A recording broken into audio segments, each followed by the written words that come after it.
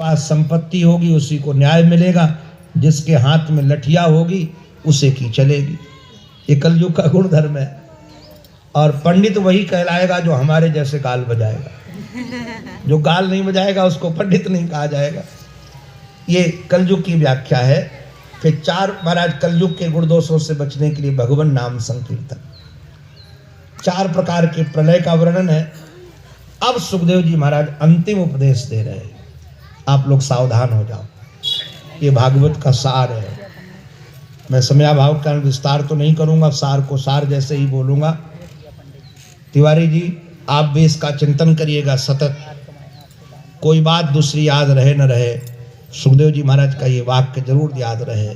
तुम तो राजन मर्ष्येति पशु बुद्धिम इमाम जही। तुम मरोगे ऐसी पशु बुद्धि का परित्याग करो। ये पशु मरता है, मनुष्य मरता ही नहीं। क्यों? ये शरीर छूट जाएगा, तक्षक डस लेगा?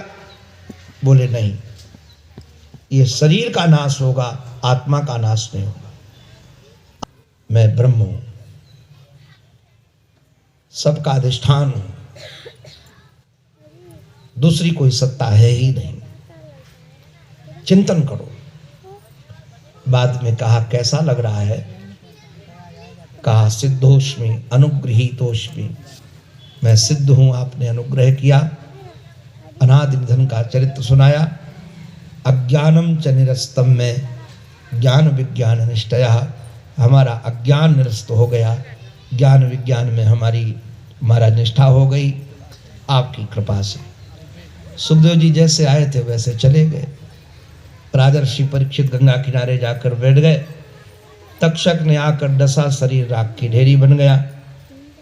और ज्ञान होने के कारण उनका तो बंधन कहीं था नहीं। जन्मेजय ने संस्कार किया है। जन्मेजय को वेदव्यास जी महाराज ने पुराणों की शाखाओं का वर्णन किया है। इधर सूत जी महाराज ने शौनक आदि महात्माओं को मार्कंडे के तप का वर्णन किया, माया के दर्शन की चर्चा की। बाद में सूर्य के रथ के घोड़ों की गति बताई, पुराणों के लक्षण बताए। 12वें अध्याय में पुराणों की सूची, श्रीमद् भागवत महापुराण की सूची बताई। श्रीमद् भागवत महापुराण हमारे सांवरे सलोने सरकार का श्री विग्रह है। इसमें 18,000 श्लोक हैं, 12 स्कंद हैं। पहले स्कंद में अधिकारी का वर्णन है, 3 प्रकार के श्रोता वक्ताओं का वर्णन है। द्वितीय स्कंद में साधन का वर्णन है। तृतीय स्कंद में सर्ग का वर्णन है। चतुर्थ स्कंद में विसर्ग का वर्णन है, स्थान का वर्णन है। पंचम स्कंद में पोषण माने भगवान कैसे अनुग्रह करते हैं, ये 6वें स्कंद में। और 7वें स्कंद में व्यक्ति विषयों के चक्कर में कैसे फंस जाता है, तो महाराज कैसे वासना से उसकी मुक्ति हो, इसका वर्णन है। 10 अध्याय में प्रहलाद चरित्र है, तो 5 अध्याय में सनातन धर्म का वर्णन। अष्टम स्कंद बहुत अद्भुत है। अष्टम स्कंद मनवंतरों के माध्यम से, इसमें श्री हरि अवतार, इसी में ही आप समुद्र मंथन में भगवान का कमठ का अवतार, भगवती पराम्बा जगदम्बा लक्ष्मी का अवतार, इसी में महाराज धन्वंतरी का अवतार, मोहिनी का अवतार, 52 भगवान का अवतार, मत्स्यावतार की कथा। अब आया 9वां स्कंद, इसमें 24 अध्याय है। 12 अध्याय में सूर्यवंश में वर्णन, जिसमें श्री राघवेंद्र सरकार का संक्षिप्त चरित्र है। 12 अध्याय में चंद्रवंश का वर्णन है, जिसमें हमारे श्याम सुंदर का आगमन है। 10वें स्कंद में 90 अध्याय हैं, बहुत विशद है। इस विषय में थोड़ा आचार्यों का मतैक्य नहीं है। कोई इसे आश्रय तत्व मानते हैं, जैसे हमारे श्री वैष्णव चरण, और कई लोग इसको निरोध मानते हैं कि कैसे संसार से निरोध, क्योंकि लीला सुन सुन करके हमारा संसार से निरोध हो जाए। कोई आश्रय तत्व, कोई निरोध तत्व। इसमें पूर्वार्ध और उत्तरार्ध के रूप में श्री कृष्ण की लीलाएं हैं। 11 स्कंद मुक्ति स्कंद है। 12 स्कंद अभी आप सुन ही रहे हैं, जिसमें ये वर्णन किया गया है।